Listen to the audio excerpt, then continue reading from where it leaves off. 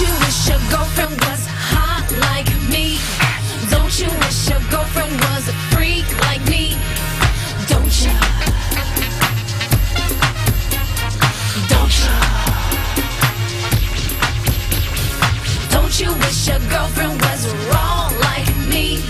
Don't you wish your girlfriend was fun like me? Don't you? Don't you? And don't you wish your mentor was just like her? Former lead singer of the Pussycat Dolls, Nicole Scherzinger, knows a little something about competing on reality TV when stakes are high and talent is top-notch. She won Dancing with the Stars Season 10 and originally made her mark on the show Pop Stars. Now the singer, songwriter, actress, and performer is a judge and mentor on Fox's The X Factor and joins us live from Los Angeles. Good morning, Nicole.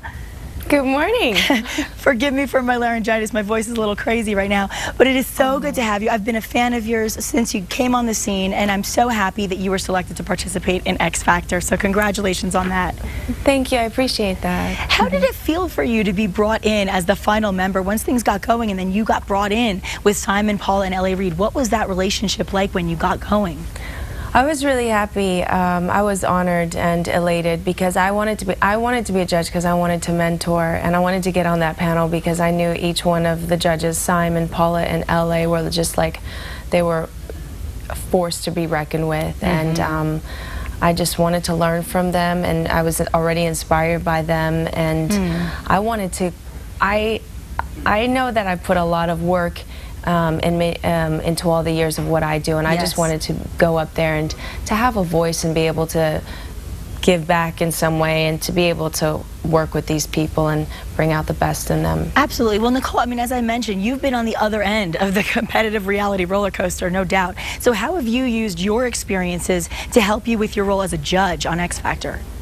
I mean, that's right. I started out in a show 10 years ago, and so I know exactly what they're going through, and I can empathize with them on another level, and I'm able to have compassion and an understanding, but at the same time I know what it takes to make it, so I try to connect with them and hone into, you know, what they're thinking or their fears, and I've spent a lot of time with my contestants, my over 30s category that I'm mentoring, and then see, like, what can I do to bring out the best in you, and let's challenge ourselves, not only as artists, but people, so that we can really get everything that we can out of the show as performers and have fun with it. Well, you can see that. I mean, you could see your passion. I mean, what I was going to tell you is I'm a big fan of X Factor, and out of all the judges, you do seem to have the hardest time letting people down. I mean, I see so much sensitivity from you because you understand what they're going through, and there's so much emotion. So how do you personally handle the pressure knowing that someone's future is literally in your hands?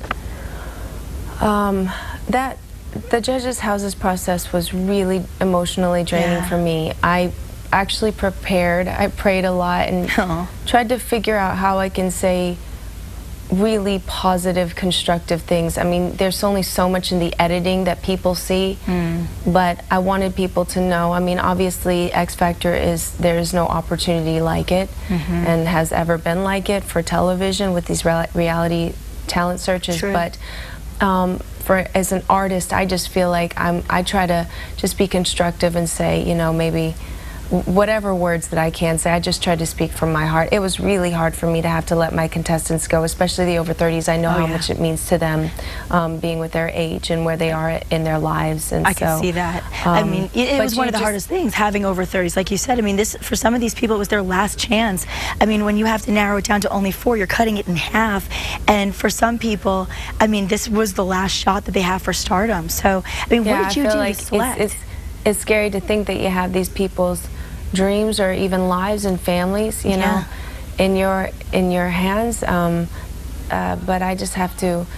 It's another part that I wanted to particularly sign on for, but ultimately, you know, the show is only meant for one person to win, and hope everybody could take something away from it and learn and grow from it and be better because of it. Definitely. Well, I mean, I think a lot of times as viewers, we wonder if the decisions are based on actual talent or if sometimes that backstory of their lives come into play and influence the decision.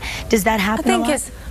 I think it's both. I think what's unique about the X Factor is, I remember L.A. Reid said once, this isn't a singing competition, it's an entertainment, it's a performance competition. And it's not, it's a well-rounded thing, you know. Right. It's not just about how great your voice is and how big you can sing, and you know, it's not just a talent competition. It's everything weighs into it. The person as a star, their energy, their light, and sure, their backstory definitely makes them who they are and what they bring to the stage and to their performance. So I think it's everything. You have to weigh everything. Sure.